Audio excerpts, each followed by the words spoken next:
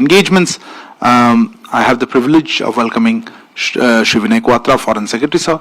We also have on the dais Shri Manpreet Vora, High Commissioner of India to Australia, as well as Shrimati Paramita, Joint Secretary, Oceania in the Ministry of External Affairs. Sir, maybe you'd like to have opening remarks on this. Thank you very much, Arindam, and good afternoon, all of you.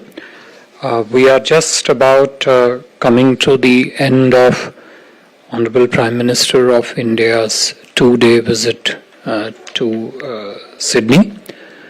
We still have two key elements of the program ahead of us. We have Prime Minister's engagement with the business and industrialist CEOs in a business roundtable just in a little while from now, and thereafter a formal dinner to be hosted by the Prime Minister of Australia later in the evening. But since we are not going to have too much time to do a structured presser afterwards, we thought we'll use this opportunity of a small gap in the program and do a very brief interaction with our friends from the media to run through what has thus far been a set of very intense and productive discussions during Prime Minister's ongoing visit. So as you all know, Prime Minister started his visit day before yesterday evening when he arrived. Yesterday's engagement essentially were focused on his meetings with the select CEOs. These were one-to-one meetings. Thereafter, he had a set of engagement with the high achievers from a cross-section of the Australian society. And later in the evening, you all witnessed it live. He addressed the community and diaspora in Sydney, where of course he was joined, and he is very grateful for that. He was joined by the Honourable Prime Minister of Australia, senior ministers from his government, members of the local legislature, senior councillors, other elected officials, and of course leaders from the community. Broadly, if I was to capture the overall sense, thrust of the meeting, I would describe them as very frank, honest to the extent, focused, outcome-driven, and very, very productive in terms of their specific achievements in that sense. In terms of the elements of discussions which the Honourable Prime Minister had today with the Honourable Prime Minister of Australia during his call-on with the Governor-General and during the call-on by the Leader of Opposition on Honourable Prime Minister of India, I could list roughly 10 or 11 key areas of partnership that the two Prime Ministers spent some time taking not only just assessment of the progress in those areas over a period of last 1 year, ever since they met first in May last year, but also chalked out what they could focus on in months and years ahead, besides of course continuing building on the achievements so far. I would simply highlight the thematic topics under which these were discussed.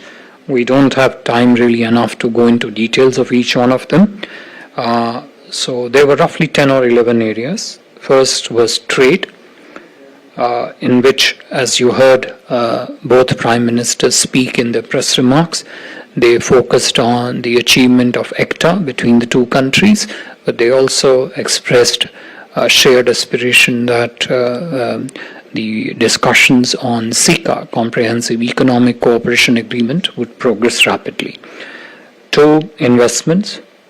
3, technology. 4, tourism. 5, education. And as you all know, during the visit of Honorable Prime Minister of Australia to India very recently during Holi, 2 of the Australian universities opened up their first campus at the Gift City in Gujarat. 6, defense and security.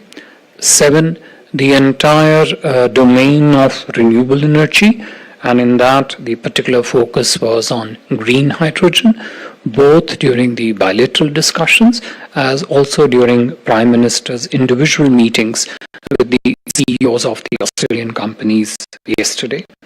8, the entire segment of migration focus was on green hydrogen, both during the bilateral discussions as also during Prime Minister's individual meetings with the CEOs of the Australian companies yesterday.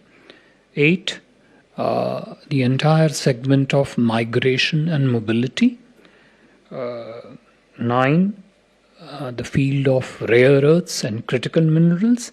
Again, there also the entire ecosystem of how the 2 countries, how the private sector, business and industry of the 2 countries can partner was touched upon, whether it's technology or it is skill mapping or it is, of course, investments and naturally trade. 10, people-to-people cooperation. These were essentially 10 to, and of course the 11th, which was very prominently announced by the 2 prime ministers yesterday, as also during their press remarks earlier today, which is the opening of the Australian Consulate General in the city of Bangalore in India, and the opening of the Indian Consulate General in the city of Brisbane in Australia. These were 11 odd bilateral specific topics on which the discussion time was spent by the 2 prime ministers. Besides the areas of bilateral importance, the 2 prime ministers also spent some time talking about regional and global issues. There I would highlight 6 broad categories where the discussions focused on. The first, Quad. Second, relating to the larger maritime and the terrestrial space of Indo-Pacific. 3, the impact of Russia-Ukraine ongoing conflict. 4, the PIC, India-Pacific, the engagement both of India and Australia with the countries of the Pacific. This was particularly contextualized in terms of Honorable Prime Minister of India's recent visit to Papua New Guinea. And the last one was on the potential cooperation between India and Australia in terms of benefiting the countries of the global south. 6th, I would say, a specific focus, which was more on essentially global issue, on the reform of the UN Security Council, where you heard some of the remarks which were made during the press conference. Besides, you would have all noticed the exceptional warmth that was very visible pretty much across all the engagements, including the public engagements that the Honorable Prime Minister has had over the last couple of days. You were all witness to the energy-intensive and absolutely vibrant community event yesterday, where both the Prime Ministers were present. I would be doing an injustice if I tried to describe that in words. I think the words would be superfluous in this context, so I would bypass that. You also saw for yourself the the unveiling of the foundation stone for Little India Gateway, as Honorable Prime Minister of India mentioned during his press remarks, that this would only strengthen the living bridge of the relationship between our two countries, which is the vibrant Indian community and the diaspora here.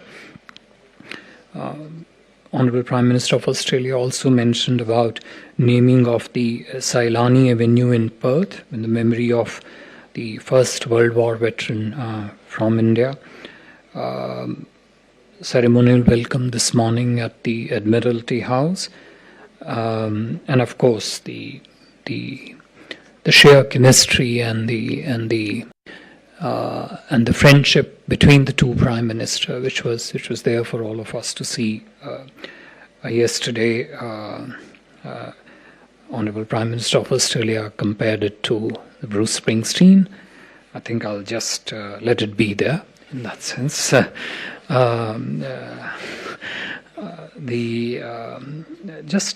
Just briefly to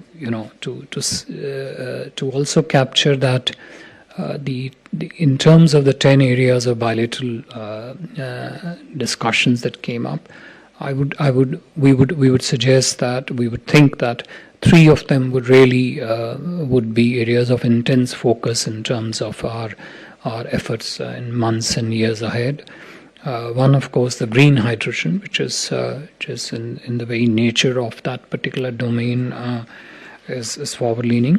The mobility partnership, I think it sets a new benchmark in terms of not just people-to-people relationship, but how the entire how the two economies actually look at each other in terms of benefiting from the competencies, complementarities and competencies of the skills, I would say, between the two economies. And third, of course, this entire space of defense and security and technology, which is a forever new evolving dimension of the relationship. In the specific field of technology, I would say, and this figured very prominently in discussions, I would simply underline this as only just one of the segments, which is the cooperation in the space of fintech. And again, this is one of those unique areas where everybody in the two countries, everybody in the two societies is a net beneficiaries. It is one of those things where one of fintech of India and one of complementaries in the Australian economy, 1 + 1 makes 3, not just 2. That's the very nature of the fundamental catalyst nature of cooperation in the space of financial technologies. I think I would probably end here, and if I've left out any of the things, we'll try and address them through the questions. Thank you. Thank you very much, sir. Before we open the floor for questions, the ground rules, please introduce yourself and the organization that you represent. Why don't I start with you? Sir, Ayushi from ANI.